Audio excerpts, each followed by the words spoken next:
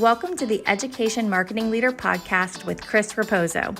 If you're looking to dive into the latest industry insights, draw inspiration from education success stories, or just want to sharpen your marketing skills, you're in the right place.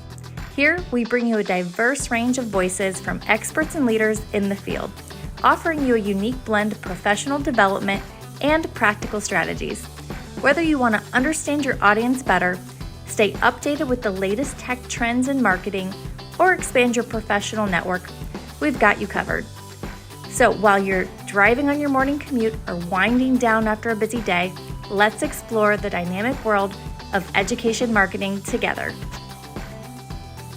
How do you incentivize students to do the students' testimonials? No, it's a great question because I've seen it where, on the one hand, students will want to do something like that if you ask them. I've seen on the other hand, you don't want to force someone to give a testimonial that doesn't. So what we try to do through working with our professors and our program directors is identify students who are very active, engaged, and have a great experience. That might be student leaders, so they're in leadership organizations and clubs, or even things like student athletes or all the different student government. We try to identify those students early on in a process where then by the time they're juniors or seniors, they're going to be very willing to give that testimonial. The worst thing would be is they don't hear from someone for like 4 years, and then at the very end of their time they go, "Hey, how was your experience at Kean?" And I don't think that's how it works, and that's not how we want it to work. We want them to live an experience and then provide that testimonial or thought at the very end of an experience, because then they transition from student to either grad student or alum.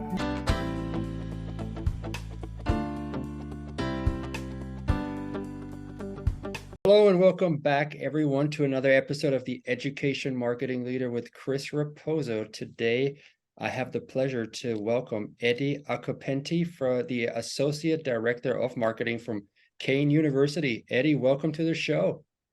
Oh, Chris, thank you so much. I appreciate it. You bet. So, Eddy, I did a little bit of research on you, like I do with all of my guests, and I realized that you have a bachelor's in communications and a master's in public policy. But you've been working in higher ed marketing for over 17 years. Can you give us a little bit about a background about your journey into higher ed marketing, why you chose higher ed marketing in your role at Kean University? It's interesting. The route I took into the position that I'm in, I think, is a little unique from the rest of my colleagues. So, like you mentioned, I've been working in higher education for a long time, but I actually entered the higher education space through the world of Division I athletics. So I was a young administrator working in communications and media relations, and early on in my time, kind of discovered the passion for marketing, the passion for branding that I have. So I was able to build up some pretty good experience and do a lot of different things, quite frankly, in my time at my institution that I worked at before Kean at Monmouth University. And then through collaborations with my colleagues in the space that I'm now in higher ed marketing, when it pertains to enrollment and branding, through kind of my interactions with them, I realized I do have a passion for this beyond the world of sports and the world of athletics. And Kean University gave me a tremendous opportunity to get into that role, to work with all the different constituencies on campus that kind of comprise that, right? It's everybody. It's not just the academic programs, but it's all of the different, entities and offices here.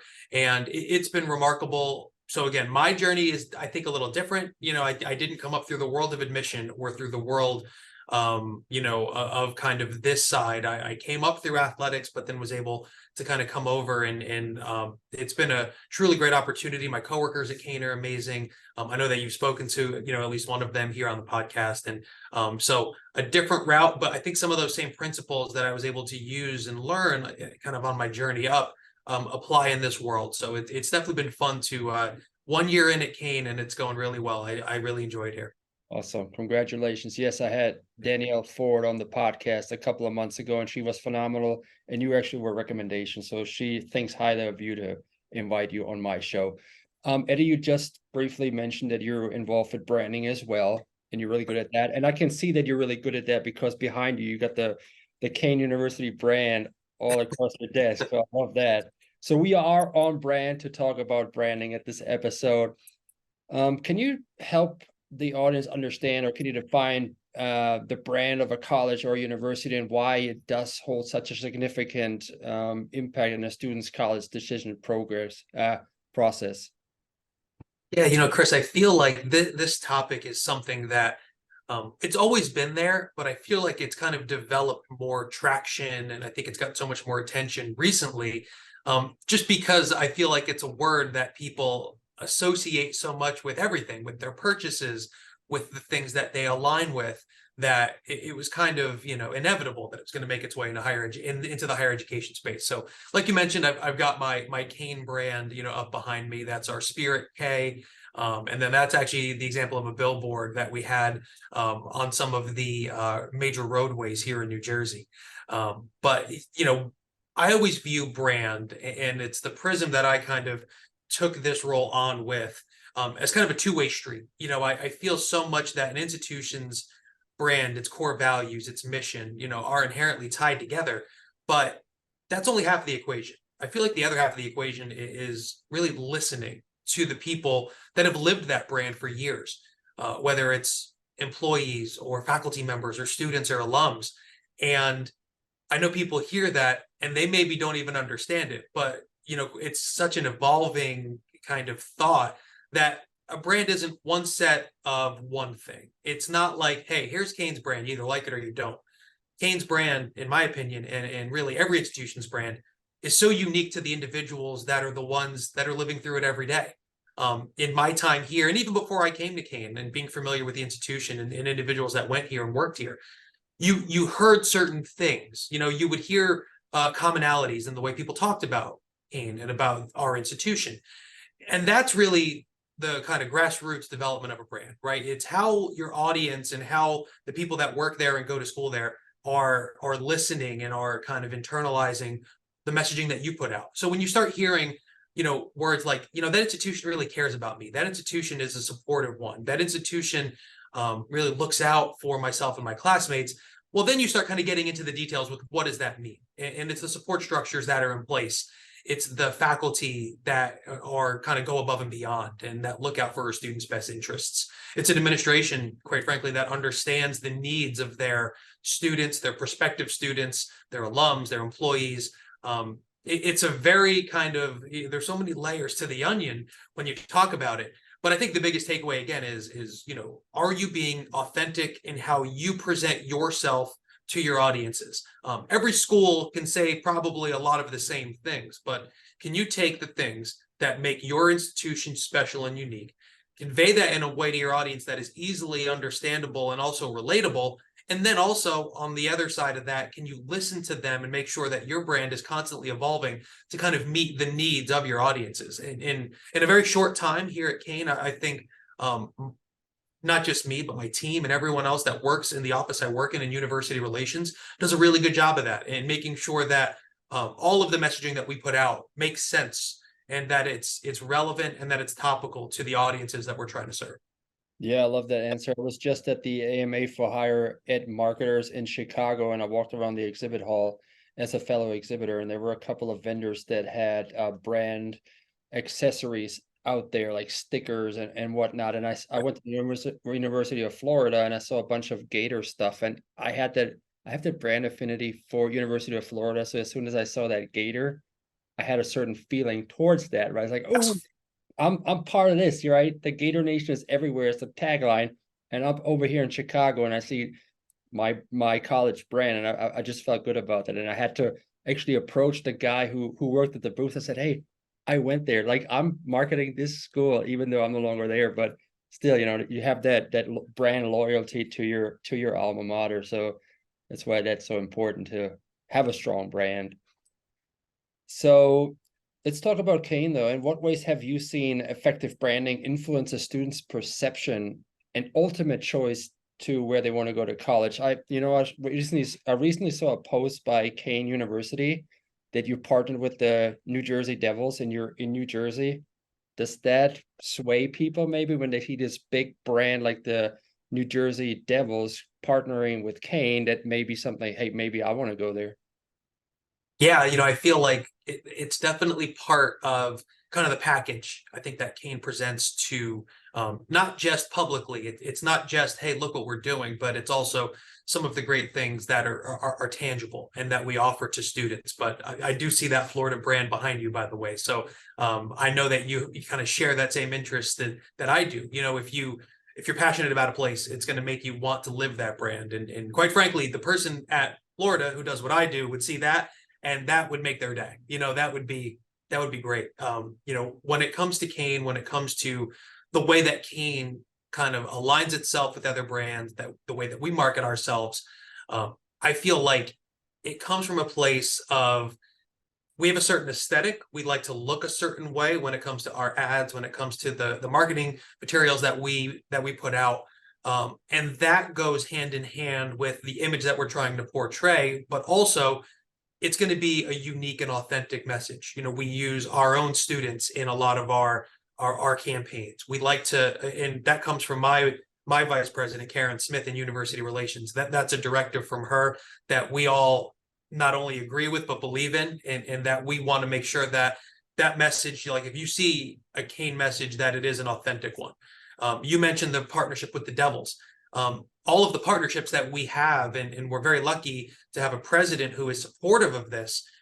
This is something that President Repillette came in and said, we need to be affiliating ourselves with these key brands in New Jersey, not just from a marketing and brand recognition standpoint, but our relationship with the Devils, with the New York Jets, with the New York Red Bulls, with the variety of minor league baseball teams.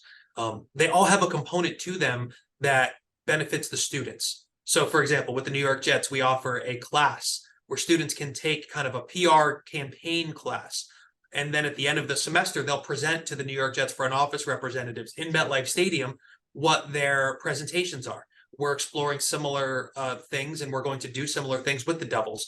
With the Red Bulls, we offer a mentorship program where students can learn hand in hand with Red Bulls front office employees that want to get into the world of sports or that want to get into the world of events. So not only those partnerships, they look good, right? When you see the two logos next to each other, it makes people feel a certain way, maybe about Kean or maybe about the Devils, where it's going to take that level of understanding to a different level. But it's not only that, it's also how can we leverage those relationships to better or to give our students, a better experience, maybe help them on their academic journey. So it's not as simple as, hey, put the logo in the stadium. It's, we love that too, but also how can we benefit our students? And that kind of builds that grassroots approach to marketing and branding, where then those students have a great experience, and then that continues their kind of Kean journey for the rest of their life. But if you have a great experience as a student, you're inclined to be a great alum, and then you're inclined to be someone who supports an institution really forever. 100%. And that exposure those students get when they present at MetLife Stadium, just being in the presence of those actual practitioners, that's invaluable, when you have that. And then maybe a internship or something will spring out of that if someone on the board is or in charge there in their marketing or PR department with the Jets is particularly impressed with the students. So there could be some opportunities that come out of that as well. Can you, if you think back on your 17 years, you worked at different universities, can you describe a particular successful case where a college's brand directly enhanced its appeal to prospective students, whether it was at Kean University or any of your other institutions?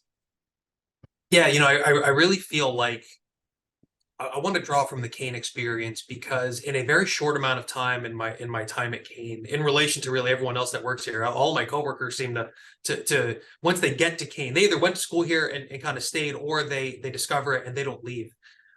And one of the things that really resonated with me was, as marketers, right, as higher ed professionals, we spend so much time talking to each other, and I feel like we spend so much time talking with colleagues, and I feel like that gives you part of the story, but it doesn't give you the full story.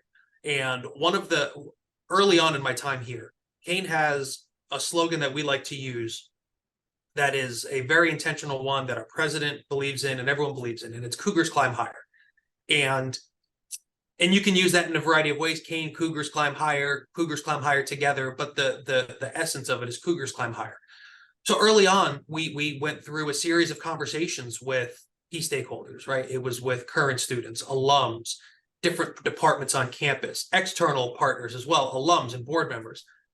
And the thing that resonated with me the most was that not only did, and I say this because we've been people like me, we come up with slogans. It's what we do, right? And you use information, you use data, but at the end of the day, you hope what you come up with hits, right? You hope it sticks. To hear how alums, current students, how everyone viewed and how they felt Cougars Climb Higher, to me was such a success that we sit in offices all day and we use these, phrases, and we make sure that they have the correct color and they do all these things. But if they're not received the way that they're intended, the message isn't going to be as effective as it could. So to hear how current students at Kean would not only say how they felt or how they internalized and how they personalized Cougars Climb Higher throughout the recruiting process. They saw that on, maybe one of the ads that we run, or maybe on a billboard in New Jersey, or all the different points that we have with our audiences. But to see that they not only saw it, that it resonated with them, and that they were able to take that experience and still talk about it as juniors, seniors, and recent grads, to me was really, it was special to see, because again, coming up with it is half the story. Yep. Them taking that message, them making the most of that, and then being able to kind of draw back to it was like, oh, that's how that looks, as a successful campaign. And to me, that was a really special thing to see. And it's something that's evolving, and still, they wear the shirts, they do everything, but to hear them talk about it through these breakout sessions and these conversations that we had was really special. Yeah, those mottos, you come up with them, and you always think like, who's it going to resonate with? During my time at the University of Florida, I went as an adult student, and I had a family already. I worked full time, and then on top of that, I had to do schoolwork. And one of the core values at the University of Florida is that it says our standard is to be the best by doing our best. And I really internalized that during the time when I kind of felt overwhelmed and I didn't want to give 100%. Just that slogan, that motto made me like, hey, I'm part of this university. I'm part of this collective group, and it takes all of us, and it takes me as well to still rise higher and just try to do better and be the best version of myself. So, some people may read it, it goes over their head, but then other people that go to school at Kean, and have see that slogan, they'll internalize that, and they'll take it personal, and they want to represent, and it motivates them. So I love a good slogan. So I know billboards are still really relevant. So let's say somebody drives on the highway, goes somewhere, especially with adult learners, they may come home from a dead-end job or a job they hate, and if they see a Kean University evening program advertisement, they'll maybe inclined to go to school there. Or if they get a mail piece, they may look at it more thorough than if they get a digital ad. But how do you think the digital area, especially social media, has transformed the way colleges communicate their brand to students, especially social media, right? There's an influx of influencers out there. Can you tell us a little bit about that? Yeah, of course, I feel like the way you started the question, right, is the way that we kind of view the brand that we the Kean University brand is all of those different ways that you interact with it are going to lead ultimately to a decision. And that decision is going to be, do you choose to attend school here, whether it's right out of high school, whether it's as a transfer student, whether it's as an adult learner, whether you come back to Kean, or are you an alum, or are you an employee like myself who didn't attend Kean, who now works here? So there's a lot of different points that we, especially here in New Jersey, if you're from New Jersey, you understand how valuable, the main roadways are, right? We all kind of travel on them. But even beyond that, there's all of the different physical ways that you could interact with the Kean brand. But to the specific question that you ask about digital, it really is. And I feel like we sit here in 2023, and it's something that's existed, right, for about or over 20 years, but we know so much, but as much as we know about that space, it's so constantly evolving. And that's mainly due to the habits of the audiences and the students and the prospects that I think the institutions are trying to reach, right?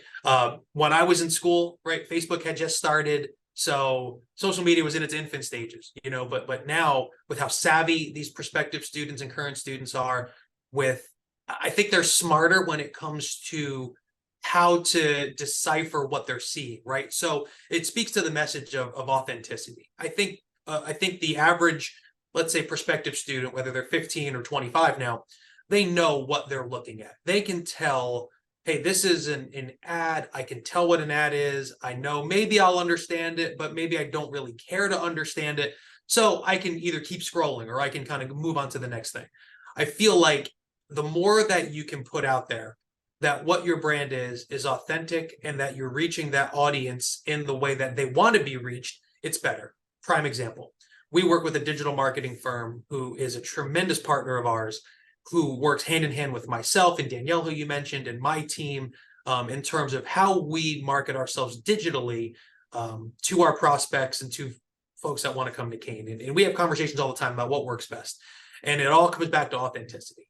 Are the photos right? Is the creative good? Is the video creative that we're using? Can a student picture themselves in that setting, whether it's literally walking across campus to, quite frankly, a first-person student perspective and them telling you how great Kean is? Again, it's not going to be me delivering that message. It's going to be someone who they can resonate with. It's going to be someone who they can relate to. And quite frankly, we talk to and interact with students all the time when it comes to making sure that that message is kind of conveyed the right way. Because you have to know what you don't know. And while we understand what Kean's brand is, I can't give you the perspective of how let's just use a prospective student coming out of high school, how a 16-year-old views that brand. So that conversation is really valuable. But when it comes to the social and digital space, you want to reach that fine line between being active and engaging while not being too active, where you push people away. But the data and the way that we use that information has just become so much smarter over the years that we can really target down who we're trying to interact with, what message that individual or that group of individuals needs to hear. And it's all based on its data. It's responsibly using that data and making sure that the information and message that's out there is such that can be interacted with, can be engaged with, and it's not going to be that one-way street. It's going to be, oh, hey, that's great. Make them click, make them seek out more information. And then once they start to find out more information about the university, is it something that they truly want to be a part of? And thankfully, more times than not, it is, because of all the different tremendous opportunities that Kean avails to students. Absolutely. Absolutely. You touched a lot on authenticity just now in your answer. Can you tell me how should colleges balance the authenticity of their brand with the marketing aspect to ensure that they are not overselling and under delivering? I hear some of the horror stories in other interviews and just on the event circuit, that sometimes schools they have certain images that doesn't really represent what's actually going on campus, and then there may be a letdown there, and a churn of students that go there and they say, hey, this is not a good mission fit for me. So how do you handle that you don't oversell and then under deliver? Because it's not all about, you as a marketer, you're doing your job, but if somebody from student experience or student affairs or the faculty doesn't align with what you're promoting, then there's a disconnect. Yeah, and that's going to hurt your brand ultimately, because what people are going to see is a brand that's not genuine. And I think that would be the biggest kind of fear as someone who's in our space is hey, is the messaging that we're doing consistent with the experience that our students are able to have here? So that is at the forefront, I feel like, of a lot of our decision making, and you couldn't be more right. If a university or an institution says they're about personalized experience and learning, and then a student goes and sits in a lecture hall for 4 years and they're not a name on campus, that emotion that they have is going to negatively fuel that impact. And if that one student is having that happen, well, then that case is playing out however many times. So I feel like that's something we try to keep, at the forefront of all of our creative, of all of our messaging. And that's why, like I mentioned, that two-way street is so important. We'll sit down with students who either work for us or who we have the opportunity to work with, student leaders, different folks on campus, and ask them, hey, and that's why the answer I gave earlier about the Cougars Climb Higher, I think, was so enlightening to me, because it meant that the messaging that they're seeing is the messaging that they're living. And I think that's important too. So the question that you bring up is such an interesting one, because I get to meet with program directors, with professors, with different administrators on campus. So as we have these conversations, as much as I'm trying to learn from our students, I'm also trying to learn from that group to say, hey, is this accurate? Do you feel this is out there? Whether it's, copy in an ad, word choice, all the way up through the imagery, the art, how something is being conveyed. That has to be at the forefront of what you're doing in order to separate yourself from your competitors, because there are things about each institution that makes them unique and that makes them special. So it's, can you take what makes you you, and in a way that makes sense, that is smart and strategic, but also intentional, convey that message to your audience. And people are going to hear that answer and hear some buzzwords, but it's all truth. Because if Kean says something about itself that doesn't hold true here, but it holds true for one of its competitors, well, then we're just kind of, one of a lot of other institutions. But if we can be, there's only one Kean, there's only one institution here. So if you can convey that message in the right way, and that message is being received by your audience, so that's kind of the two sides of it, then you really reach something. And I feel like you only know that through its constant dialogue. It is constant feedback, because that brand could change, class to class, or kind of,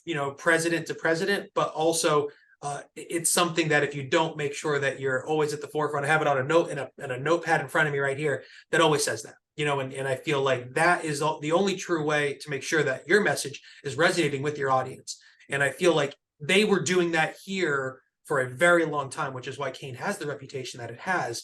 But it's a constantly evolving thing. And you got to make sure that if what you tell about yourself is accurate, I think then you're doing okay. But yeah, always something that we're concerned with here. Yeah, I love that you're breaking silos at Kean University. Breaking silos is something my friend, the CMO of Old Dominion, Jamie Hunt, always says. You're bringing in the faculty and the program directors, and you're collaborating on the messaging, so everybody's bought into it, right? So it's a cohesive. It's like a bond there. It's not just like marketing selling something and then the professor's like, well, I can't really deliver on that, or this is really not what's happening actually in the classroom. So that you guys are like this, it's very important to have the authenticity in your messaging, and it positively affects the student experience in the end. As we bring the episode to a close, when you talked about it a little bit with the students, involving students in spotlights and whatnot, but what role do you see for student voices and stories in shaping and conveying the brand of a college? Do you only involve students, or do you do faculty spotlight or administrator spotlights, so people can build trust even before they go onto campus? Yeah, I feel like it's, and I know that, like you said, we're kind of wrapping up, but I could do this with you all day. This is like the quickest few minutes of my day. But I feel like that question, you mentioned the different audiences, and I feel like you have to use those audiences in everything that you're doing. So let's start with the students. We put a premium on student testimonials, on how can a student best convey the message of a program or of a different class or opportunity. And that's going to be done through a variety of ways. It's going to be done through your website. It's going to be done through social media. Really, it's going to be done through their own social media. It's going to be done through how are they telling the story of Kean into what they do, whether it's through the different mediums that they're communicating with their friends and network with. We try to, and Kean is proudly New Jersey's urban research institution. We have that designation very proudly here in New Jersey, and research is a huge component to the future of Kean University under President Repillette. So the faculty spotlights, not just on those doing research, but on all of the other faculty here at Kean, are incredibly important. We're very proud of our faculty here, and that's part of the story that we're trying to tell as well. And then you mentioned some of the administrators too. There's different departments at Kean that are the support at this institution for students is remarkable. It's really unlike anything I've seen. So whether it's supporting first generation students or transfer students or military students who come in, or our very diverse student body, there are so many different support structures in place, whether it's administrators or faculty members, clubs and organizations, that if we're kind of, we have a good problem in the sense that we have a lot of different stories to tell. So using that first person perspective is incredibly important, because like we spoke about earlier, if myself and my colleagues are doing just a part of it and then it's kind of, that's it, we're good, that's not going to be the full story. Students aren't going to get the full story. If they hear from classmates of theirs, potential classmates of theirs, recent alums, the faculty that they're going to see, then they get that full picture of the school or institution that they're either walking into or that they're logging on to learn more about. And then they feel that understanding and they feel that connection before they even take that first class or take that first lecture or take that first internship. And all those different ways that you talked about that we try to incorporate, just add again to that brand building. It's an individual thing. And it's funny because brand is such a high arching term, but a brand is how it resonates with an individual and then how they internalize it and use it. So I feel like our brand is going to be something different to everyone, but if we're pushing that proper messaging through all those channels, like you mentioned, then it's going to be well received. And then students will have the great experience that thankfully they do at Kean. Awesome. Yeah, I really love that.